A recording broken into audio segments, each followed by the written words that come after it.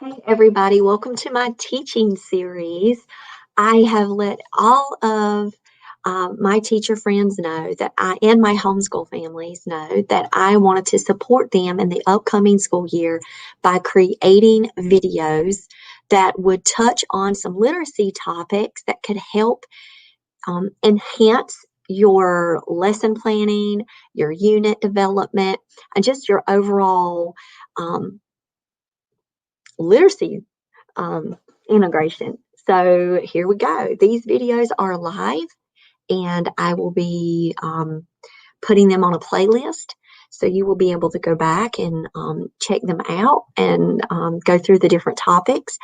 Today I have a request to talk about text sets. I absolutely love sharing information about reading apprenticeship and text sets. So those that are at my school, they know how much I am a cheerleader for the framework of reading apprenticeship. You can go online and you can get a lot of their resources that they have for free on their website. I would highly suggest that you purchase the book, Reading for Understanding. I'm going to pull that book up so you can, and the website. Let me just go ahead and pull up the website. If you are a part of my teacher group, you can check the book out from me. I'm going to go ahead and screen share. And so this is the Reading Apprenticeship from West Ed. And it is a research-based. Professional learning was what I went through.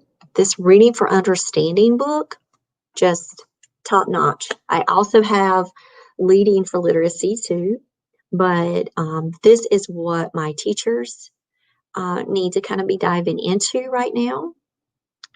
And you can just go through here and see. I'm huge on the social dimension, metacognitive conversations. We can just have separate videos about that alone if anybody is interested. But today I want to talk about text sets. And I'm also going to be referencing an article. I love ASCD. If you have not subscribed, please go on My Teacher People and get this free newsletter, because you can get wonderful articles that come straight to your inbox, but you can also search. This is a 2012 article. I do like to look at that, but I will let you know that complex text then and now the same concept still applies. So I will be pulling out actually this section here, instructional time, equity, and rigor, straight from this and adding it to the presentation that I'm going to give to you guys today. So I wanted you to know up front that ASCD is an excellent resource for you guys, plus the Reading Apprenticeship website. All right, so now that I'm sharing my screen, I'm going to go ahead and talk about how to build text sets for any subject. And so since we're a magnet school and we are a medical magnet and global health initiatives, I do want to stress the importance that text sets need to be also around our school magnet integration. And today we're going to talk about our, just our why. What are text sets, and just how do you do this thing? What is it all about? So what is the purpose of creating text sets? And I have listed just what I have found to be the benefits of text sets. And one, it increases student engagement. And I don't necessarily mean that, you provide this text set and the kids just automatically go, oh, I want to read this. What it will do, it will scaffold the learning, and it will create an environment where students will be able to then contribute more, because they're in, and that will of course, increase their student engagement by them contributing. They'll have more to write about. They'll have more to talk about and discuss, because the text set scaffolds and supports the learning, and it also puts everyone in the class, what I would say, on this leveling playing field. And it will allow the students to be able to make connections in the way that they may learn best. And so text sets are not just bunches of printed materials stapled together and you say, here's your packet. Text sets can be a wide variety of materials that can allow students to have access points into the conversation, the discussion, the writing, the critical thinking that goes behind the topic. So I will let you know that text sets are just beyond you passing out the packet. It will help students build background knowledge. And when they have that schema built in and you're allowing it to occur in your classroom, you're not dependent upon what they're coming in with, what they received from the year before, or what they do in their free time, because we know they're all on these documentaries in their free time and they're learning all about all of these school subjects outside of school on their own. You can help set the stage for that student to then have the knowledge, the skill set, and just the basic vocabulary to be able to go out and then, form their inquiry steps on their own. And that's the key, giving them that vocabulary in that scaffold way, teaching them how to talk about the subject, the topic, and giving them those access points while you're exposing them to a variety of information is key. It does provide them with a depth of understanding. And so a lot of times, if we just say, here, do this, we're surface, we're skating across the ice. So I would love it if text sets allow my students to have a deeper understanding and they're not just skating across. I don't want them to fall through. No, that's not a good example. I don't want them to fall through the ice. But you guys know what I mean. Like, I want them to be able to see multiple perspectives. And if I'm just handing them the one and done, and that's like the stamp, that's it, and I'm not showing them multiple sides of the same argument or the same discussion, that also is limiting their understanding about the topic. It also helps meet the rigor and the demands of our standards, because we are going to get to this part where I'm going to tell you standards-based instruction comes first. You have your standard. How can you do that with a text set? How can that, be supported? And it immerses a kid in a topic. And I'm not going to say that it's going to hit all kids, okay? It's not. That topic might not be their thing. However, it will give them that entry point and that access to be able to delve further into the topic if they need to be able to discuss it in groups in the whole class and to become a part of that community. So it's almost as if we are opening the door to literacy for our students and saying, come on in with this text set.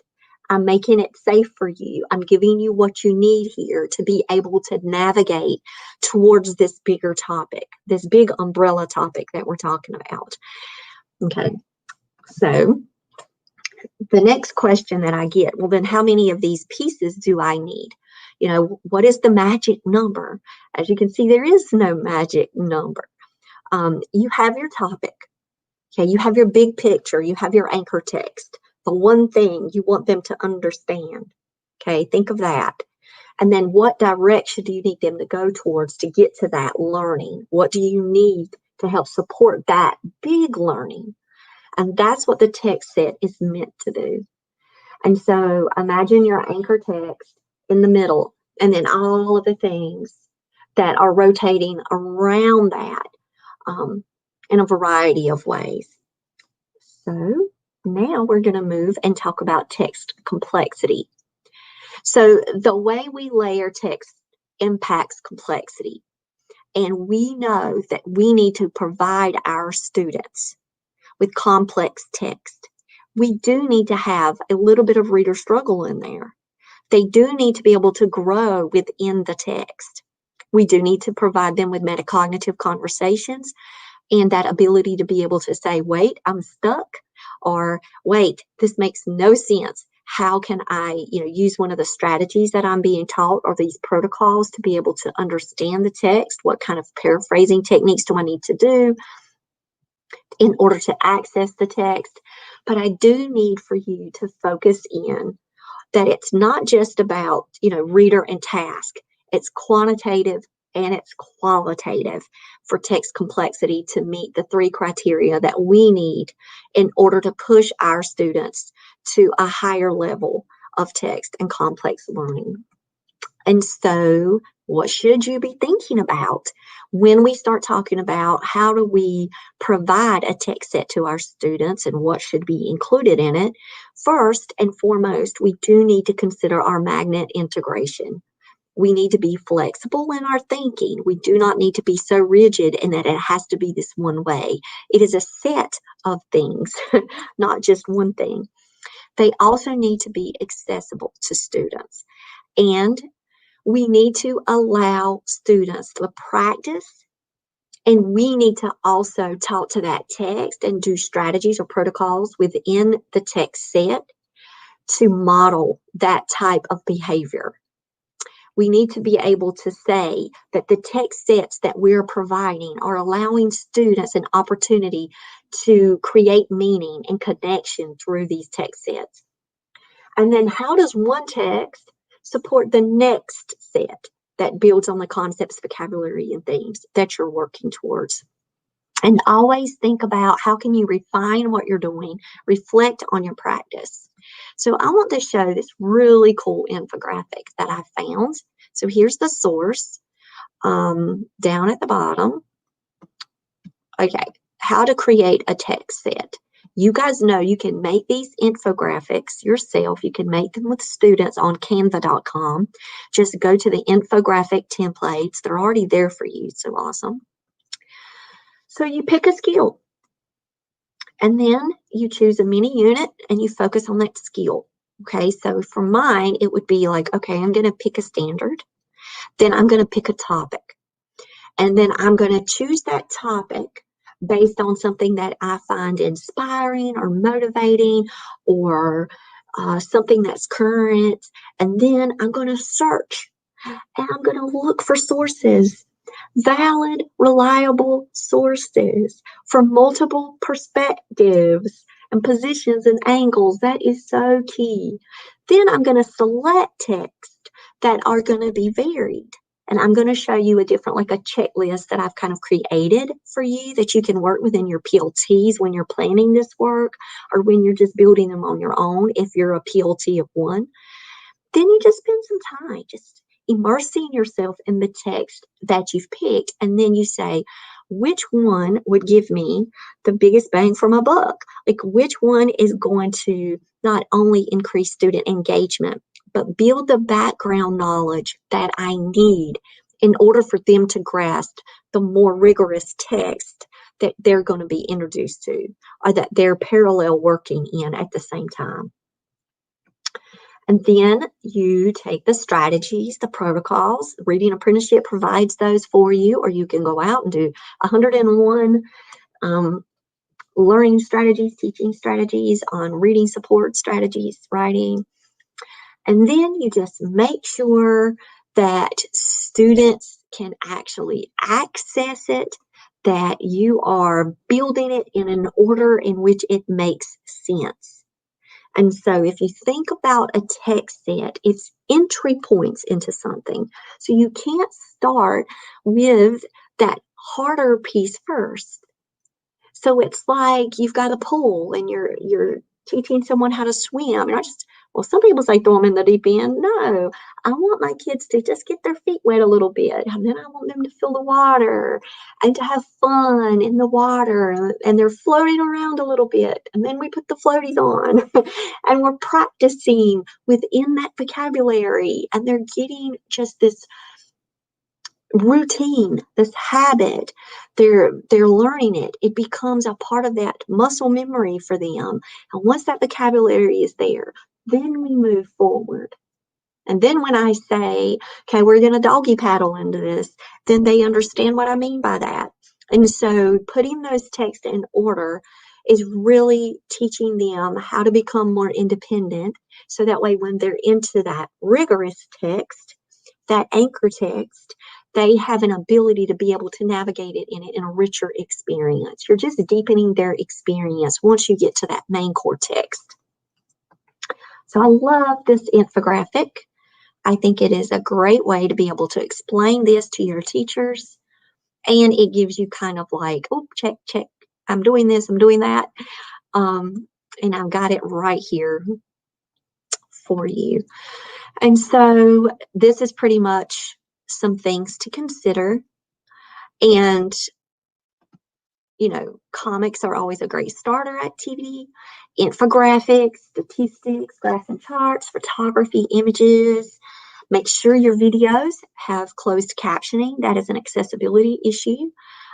You really need to be culturally responsive. You definitely need multiple perspectives on the topic, diverse voices, please. I cannot reiterate that enough.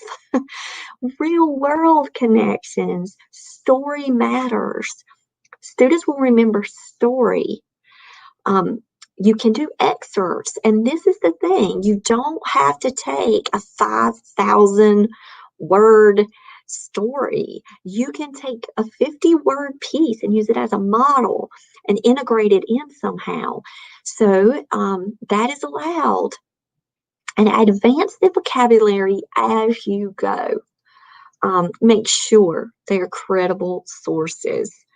And don't forget art, lyrics, images, visuals, because we all have different access points into text. And we need to make sure that we're providing a variety of those access entry points so students can have their way of learning and connecting meaning.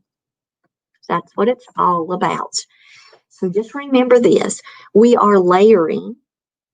It is a text support, and it's going to provide easier access for students. And so when they approach a difficult concept, a standard, or a topic, a study, then they have the tools, the vocabulary, that language that's very specific to that discipline, to that topic, already, you know, working itself out in their mind. It's not their first look at this concept. It's not their first look into this world of vocabulary.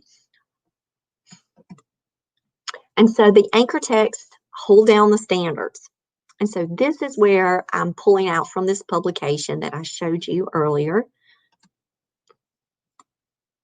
Common Core State Standards Focus on Text Complexity. I would suggest that you read this quick article, but I have pulled this section here that I've highlighted and I've added it. So we can just read it from the screen together. Complex texts take time. And the more time you spend outside the text, the less time you spend inside the text.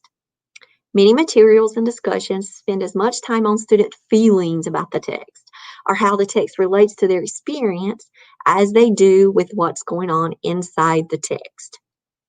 So you need to make sure that you are balancing your instructional time. And you do that by creating the text set that clearly supports the anchor, okay? Another one, equity. When you go outside the text to students' experiences, you connect with those students who happen to have those experiences or who have practiced those types, having those types of personal meaning-making discussions in their settings. And if you focus on just what's in the text, everyone has read it and studied it, and you have more of a level playing field. And that's why I said this is like filling in the gaps of the background knowledge. You don't just necessarily say everybody's coming with these same access points, you know, they're all understanding this at this level. They've all had these personal experiences, so their schema is well developed. When you're providing the text set, you're giving them that place to be able to navigate, and it gives them a stronger sense within that place, and so you can have higher student engagement. Now, rigor. It's easier to go outside the text, and it's a shortcut to quick student engagement, but it sends the message that the texts are not engaging on their own, and that working hard to wrestle with text is not a worthwhile endeavor. You've got to teach them how to wrestle with that complex text. So you build these pieces as starters, as strategy building pieces. So that way they're practicing in smaller chunks with accessible pieces. So when you get into the main anchor, they've already practiced these protocols. You've already talked through the text. You've already modeled annotation. Your students have had an opportunity to discuss the vocabulary, and then they go in that main text piece and they're able to wrestle with that text, and they'll work harder. And so I would suggest that you work together to create text sets, because putting together a text set can require the time to be able to create these materials. And if you have a team of people, oh, I'll take the video, I'll take images, I'll take this, I'll take that. And if you break it apart that way, it can make it a quick text set. And then you can organize and spend the most valuable chunk of your time can be spent on, well, then how do we organize this material for it to connect and make sense to students, but also scaffold the learning. Okay, which standards are we addressing, and how can we also incorporate our magnet theme? And then look up some of the protocols once you have your text set built that you would be able to use to help support the learning as you navigate through the text set. It's not just, okay, put the image up and there it is, and y'all just say, oh, we're just gonna, free flow talk about this and then move on. You could have protocols that go along with what do we do when we investigate an image? How do we break that apart? What questions should we ask? And for my students, you could have sentence starters, you could have question stems, you could have writer quick responses that are guided. There are so many ways that you could, use protocols as you're moving through the text sets. And you're just practicing the protocols, so that way when you get into the main anchor, they've had all of this experience prior to. All right, and so text set research is out there. I would say please go out there and study it and learn more about it. This isn't the end all what I've done. This is just kind of an introduction, but I do want to show you what I have built for everybody. I'm going to pull it up.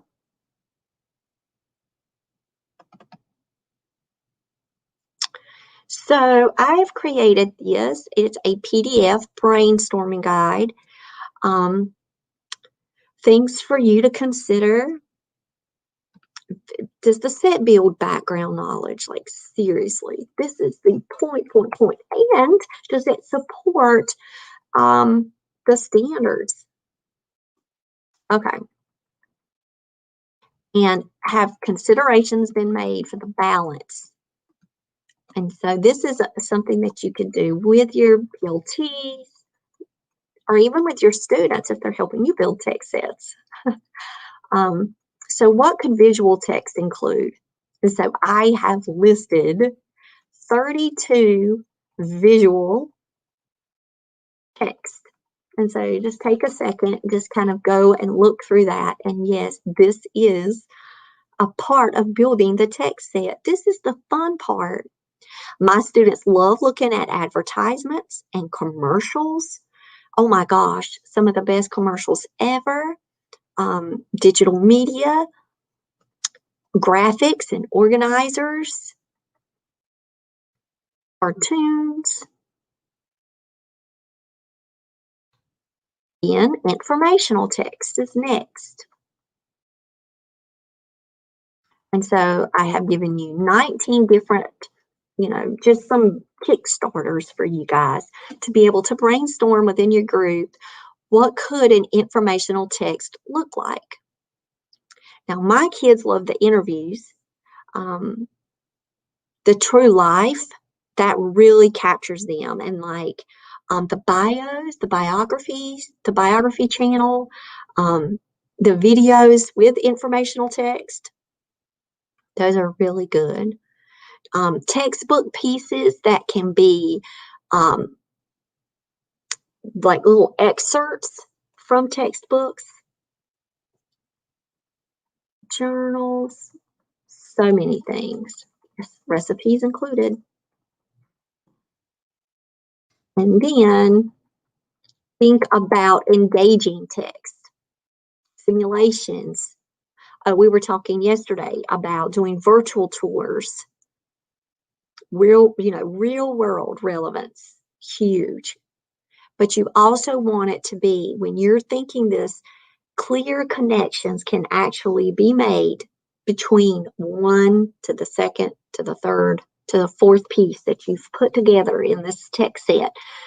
Not only can you see those clearly, but that with that guidance, students will, and that inquiry and the protocols, students will also be able to make those connections.